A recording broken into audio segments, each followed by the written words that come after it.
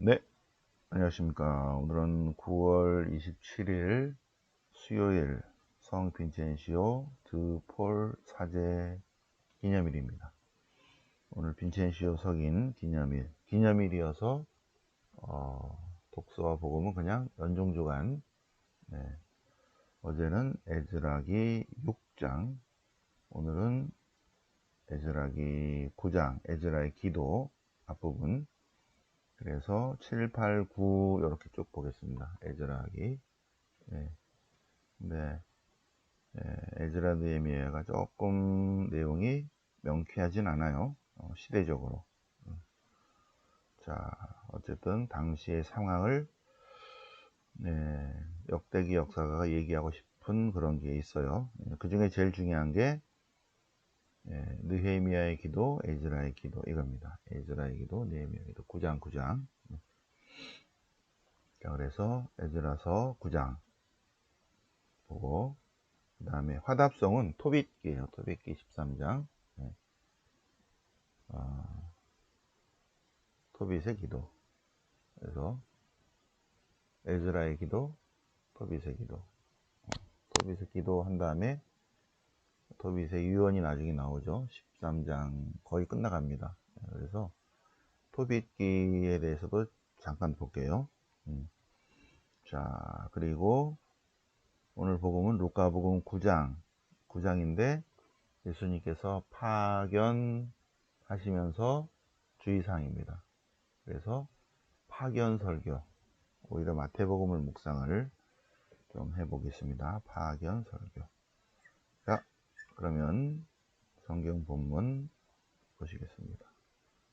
우리는 새벽에 성경 공부하는 거예요. 성경 공부. 그래서 강론 듣는 게 아닙니다. 여러분도 에즈라기를 쫙 펴고, 에즈라기 할 때 이게 1, 2, 3, 1, 2, 3, 4월 달에 했는데 4월 달에 한 달에 하고, 그 다음 에즈라 느헤미야기를 하려면 내년 4월에 또 해야 돼. 그래서 이렇게 에즈라기 나올 때 공부하지 않으면 1년에 한 번 봐가지고 깜빡깜빡 하죠. 에즈라 어디서 많이 듣던 이름인데 이러시면 안 되죠. 그죠? 역대기상, 역대기하, 에즈라, 느헤미야. 그러면서 역대기 역사서 이어서 후기 역사서까지 토빗, 유딧, 에스테르까지 하니까 4월 달에 쉽지 않죠. 그래서 우리 에즈라기 주에도 한번 봤고, 어제는 1장부터 6장까지 봤고, 오늘 7장 다 하기는 힘들고요. 에즈라기 7장 7, 8, 9를 보겠습니다. 에즈라가 예루살렘에 도착했는데, 근데 에즈라라는 사람이 있었는데 그는 율법에 능통한 율법 학자이면서 동시에 사제다, 사제. 에즈라는 주님의 율법을 연구하는 거죠. 실천하는 거는 이제 바리사이들이고, 율법 학자입니다. 율사. 그리고 에즈라는 특히 가르치는 사람이에요. 규정과 법을 이제 가르치기로 마음을 붙였다. 자, 11절에 사제다 나오죠. 그죠? 사제. 사제이며 율법학자. 주님의 계명과 규정에 통달한 학자. 에즈라. 에즈라 사제. 에즈라 사제. 자, 법의학자이며 동시에 사제. 에즈라 사제. 율법 학자. 율법 학자. 율사죠, 율사. 에즈라기 8장 보십니다. 에즈라와 함께 돌아온 이들. 몇 번에 걸쳐서 여기 538년 귀환할 때 바로 538년에 1차 귀환이 있고 2차 귀환이 있고 이렇게 해요. 그러면서 에즈라 느헤미야 시대는 요 시대인데 한 100년 정도 지난 다음이죠. 그죠? 그 시대에도 이렇게 차근차근 또 들어오기도 했다. 그걸 보시면 됩니다. 그래서 에즈라와 함께 돌아온 이들, 성전의 일꾼들을 모집하다. 네. 에즈라가 당시하며 도움을 청한다. 515년의 인물은 아니죠. 에즈라가 한참 후대의 인물입니다. 에즈라가 예루살렘에 와서, 에즈라는 율법을 백성들에게 읽어주는 어떤 그런 마이너스 450에서 400 그 사이의 인물입니다. 100년 전에 515년 제2성전이 완공이 돼요. 근데 지금 내용은 막 섞여 있죠, 그죠? 포로살이를 이제 막 마치고 돌아온 유대자들이 아직 성전을 짓지 않은 곳에서 제물을 드리는 내용으로 막 나옵니다. 그래서 성서의 역사적 배경을 모르고 성서를 읽으면 막 혼돈이 되는 거예요. 자, 에즈라기 9장. 그런데 문제가 뭐냐면 유다인과 이 민족 사이에 혼인이 이루어졌다. 이스라엘 백성 물론이고 사제들과 레위인들까지 이방인들과 혼인 관계를 맺었는데, 이방인들의 딸을 아내로 또는 며느리로 맞아들였다. 그런데 수령들과 관리들이 앞장섰다. 그래서 그 말을 듣고 에즈라가 회개의 기도를 합니다. 에즈라의 기도. 그래서 에즈라기에서 가장 역대기 역사서, 역대기상, 역대기하, 에즈라, 느헤미야. 이걸 한 사람이 다 썼다고 그랬죠. 역대기상, 역대기하, 에즈라, 느헤미야. 이 네 개가 역대기 역사서. 신명기 역사서는 신명기, 여호수아기, 판관기, 사무엘기, 열왕기. 요게 신명기 역사서. 역대기 역사서는 역대기상, 역대기하, 에즈라, 느헤미야. 그런데 에즈라서에서 이 역대기 역사가 하고 싶은 얘기는 여기에 있는 거 있죠. 9장, 에즈라기 9장, 느헤미야기 9장, 에즈라의 기도, 느헤미야의 기도. 에즈라가 기도하는 것을 통해서 역대기 역사가가 하고 싶은 얘기를 에즈라의 기도 안에 다 담아놨습니다. 자, 에즈라가 이렇게 기도드린다는 거죠. 의복과 겉옷을 찢은 채 무릎을 꿇고 두 손을 펼쳐서 하나님께 말씀을 드립니다.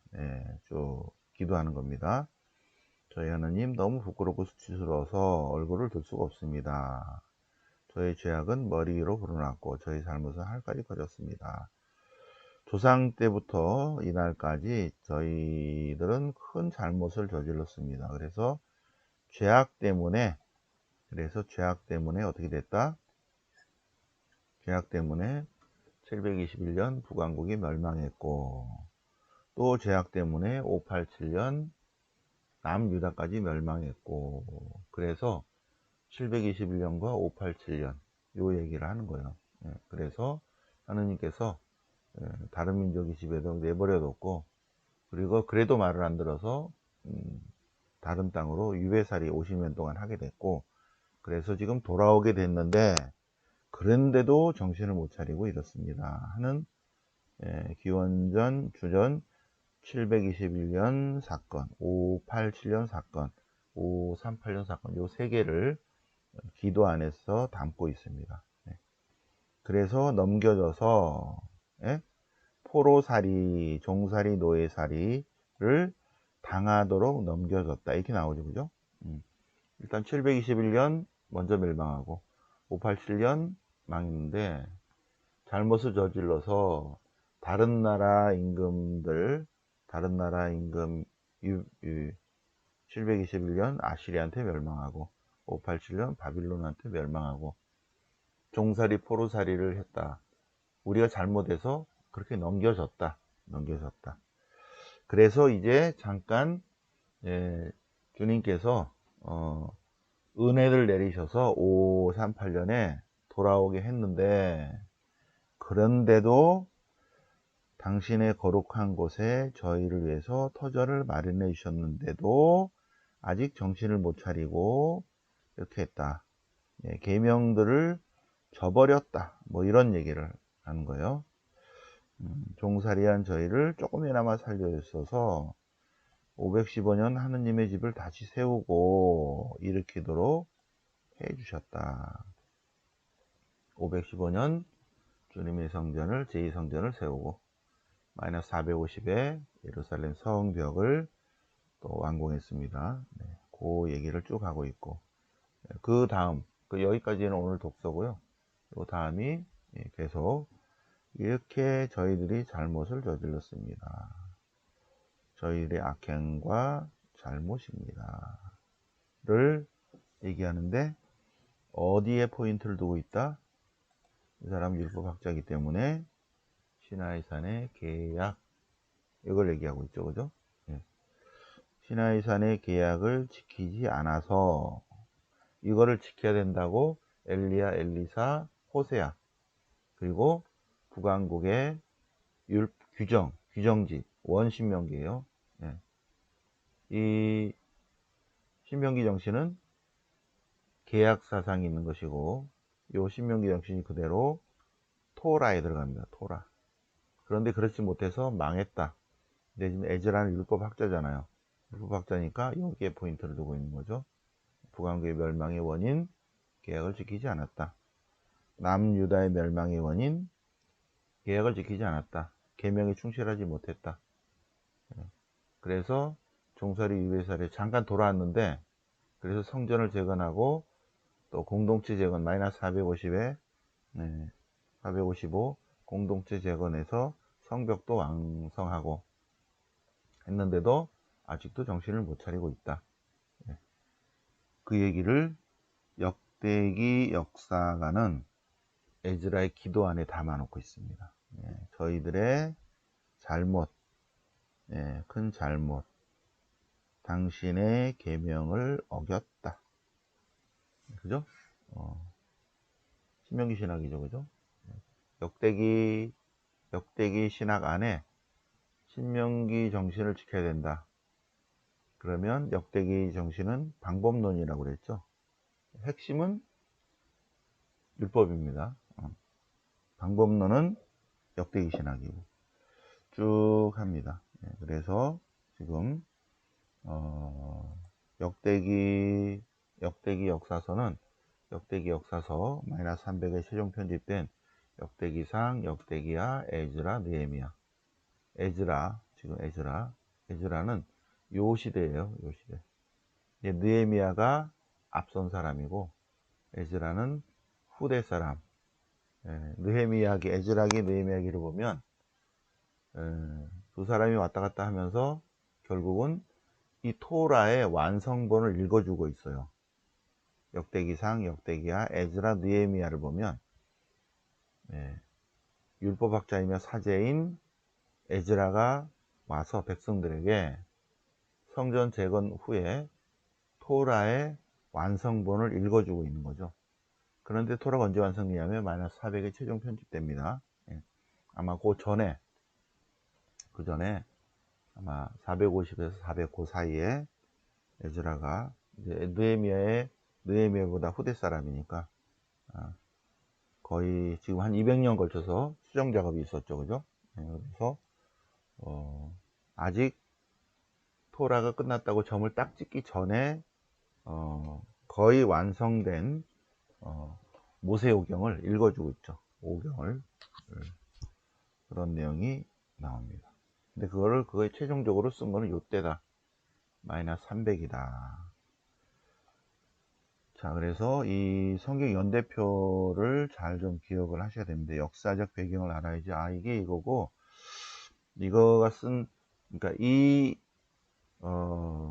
에즈라기의 안에 있는 내용의 시대는 이 시대인데, 쓴 거는 그 다음에요. 한참 후에요. 마찬가지로 지금, 토빗기도 마찬가지입니다. 토빗기 보겠습니다. 자, 토빗기 맨 앞에 보면, 토빗기 1장을 보면, 토빗기의 시대적 배경이 나오는데 토빗기는 어느 시대냐면 북왕국의 멸망 시대예요.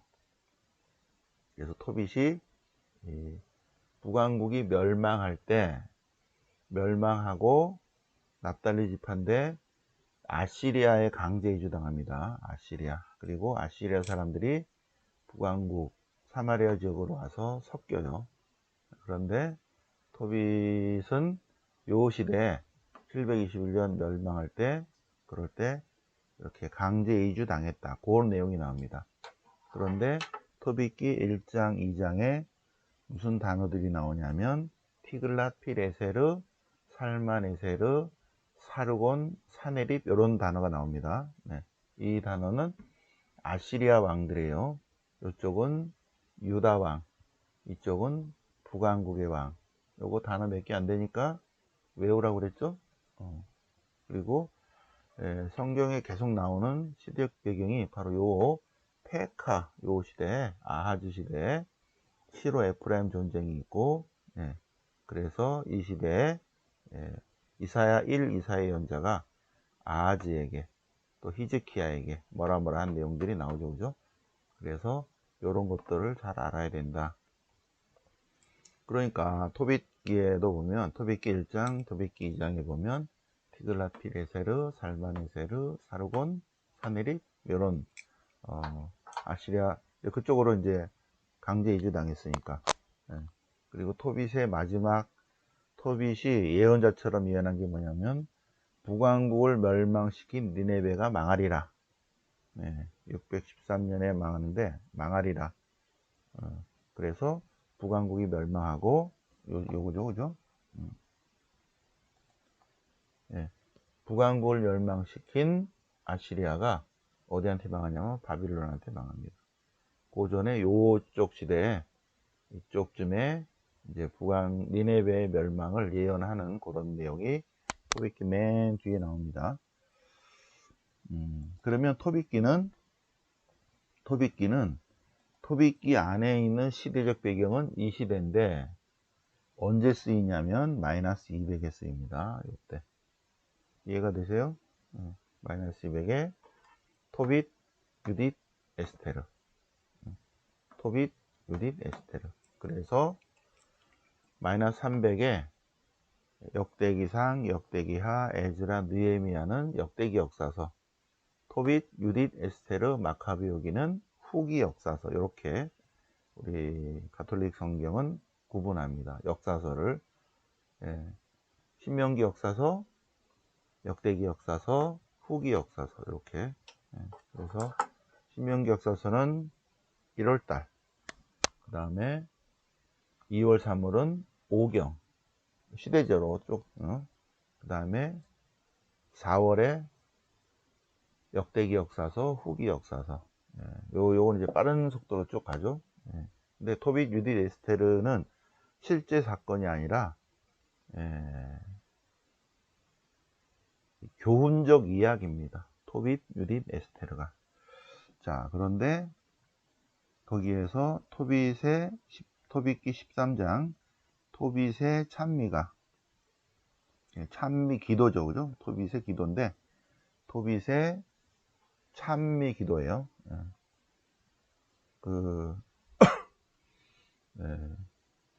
에즈라기 9장,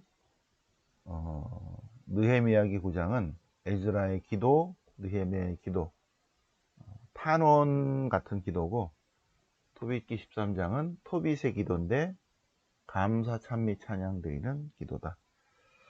주님은 벌을 내리시기도 하지만 자비를 베푸시는 분이시다. 저승으로 내려가기도 하시지만 올라오게도 하신다. 그분 손을 벗어날 자 아무도 없다. 그분께서는 흩뜨시지만 바로 그곳에서 당신의 위대함을 드러내 보이신다. 그분께서는 벌을 내리시지만 그러다가 다시 자비를 베푸셔서 흩어진 당신 백성들을 모아들이신다. 그분은 자비를 베푸시는 분이시다. 벌을 내리시지만 다시 의인들의 자녀들에게 자비를 베푸신다. 밝은 빛 하나가 온 세상을 비추니 세상 민족들이 다 예물을 들고 예루살렘으로 오리라. 복되어라. 주님을 사랑하는 이들, 주님의 평화를, 예루살렘의 평화를 기뻐하는 이들. 예, 쭉 나오죠, 그죠? 예, 그래서 토빗의 감사, 찬미, 찬양, 기도입니다. 기도, 그죠? 토빗기 13장. 그래서 하갑송이 시편 대신에 독서는 에즈라의 기도, 하갑송은 토빗의 기도. 이렇게 독서는 에즈라의 탄원 기도, 하갑송은 토빗의 감사 기도, 찬미가 감사 기도. 자, 연중 주간. 자, 그래서 오늘 복음은 루카복음 9장인데 12제자를 파견하셔요. 그래서 요만큼밖에 안 되죠, 그죠? 그리고 그 다음 내용은 파견하시는 걸로 그냥 끝나버려요. 그래서 길을 떠날 때 이 길을 떠난 거는 선교의 길을 가는 것입니다. 12제자를 부르셔서 보내시면서 파견하시면서 하신 말씀, 선교의 길을 떠날 때예요. 선교의 길을 떠날 때 몸가짐과 마음가짐, 몸가짐과 마음가짐, 가벼운 몸가짐, 홀가분한 마음가짐. 그래서 소유를 적게 하라. 아무것도 가지고 가지 마라. 지팡이도 영보따리도 빵도 돈도 여벌의 옷도 지니지 마라. 그래서 파견하시면서 하신 말씀, 파견 설교 요만큼인데 우리는 조금 더 보충해서 마태복음 10장 파견 설교 보겠습니다. 파견 설교. 예수님께서 여러 명의 제자 중에서 12를 부르셨어요. 예수님을 추종하는 사람들은 많지만 그 중에 12제자를 부르시고 그리고 12사도를 파견하십니다. 12사도를 파견하시면서 주의사항, 너희가 거저 받았으니 거저 주어라. 그리고 가벼운 몸가짐과 홀가분한 마음가짐, 금도 은도 그리돈도 지니지 마라. 여행보따리도 여벌의 옷도 신발도 지팡이도 지니지 마라. 이 구절에 감동받은 사람이 프란치스코 성인입니다. 그래서 다 벗어버리죠. 내놓고 몸을 가릴 그런 거 하나만 딱 있고. 성인이죠, 성인. 아무나 그렇게 안 되죠, 그죠? 성령에 취하지 않으면 맨정신으로는 그렇게 안 되죠. 파견 설교의 첫 번째, 가벼운 몸가짐, 홀가분한 마음가짐. 두 번째, 선교할 때 박해를 각오해야 된다. 그래서 어떻게 말할까, 무엇을 말할까 걱정하지 마라. 성령께서 다 알아서 해줄 것이다. 끝까지 견뎌야 된다. 그리고 이 박해자들을 두려워하지 마라. 정말로 두려워해야 할 분은 바로 그분이시다. 우리의 영혼을 멸망시키는 분이시다. 그런데 문제는 하느님이 두렵지 않은 사람은 하느님이 아닌 것들로 두려워해요. 돈이나 권력이나 명이나 쾌락이나 이런 걸 잃어버릴까 두려워하는데, 그런 거에 대해서 전혀 올바른 가치 기준을 가진 사람은 하느님이 나를 떠날까, 이것이 두려워야죠. 그죠? 우리가 진정으로 두려워해야 할 분은 우리의 영혼을 됐어, 너 떠날래, 그러고 하느님이 우리를 놓고 떠나버리는, 그것이 두려워하는 두려워야죠. 우리를 멸망시킬 수 있는 분, 그분을 두려워해야 되는데, 하느님이 나를 두고 떠나는 거는 뭐 그러세요? 네, 안녕하세요, 이렇게 하고, 돈이 나를 두고 떠나는 건 아이고 하고 붙잡는다는 거죠. 네. 우리가 무엇을 두려워해야 되는가를 요걸 보고 묵상할 수 있죠. 그죠? 네. 주님께서는 평화가 아니라 가르려고 왔다. 분열을 일으키러 왔다. 정직, 진실, 참과 거짓을 가르려고 오는 것이죠. 자, 버리고 따르기. 버려야 따를 수 있습니다. 네. 그리고 그 무엇보다도 더 사랑하는 사람은 안 된다. 그 무엇보다도 주님을 사랑해야 된다.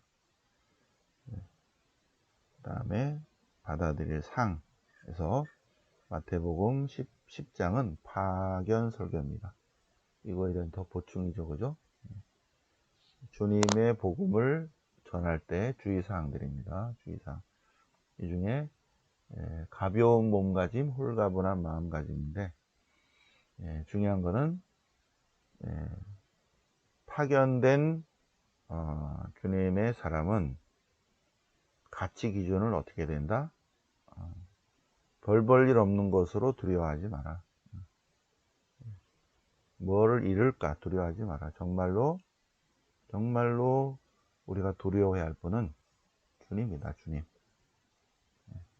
그래서 잠언 1장 7절, 주님을 두려워함이 지혜의 시작이다. 자, 그러면 오늘 성경 연대표도 받고 우리 이렇게 왕들도 좀 이렇게 공부 좀 했습니다. 토빗기 때문에. 자, 오늘은 9월 27일 빈첸시오 성인 기념일이죠.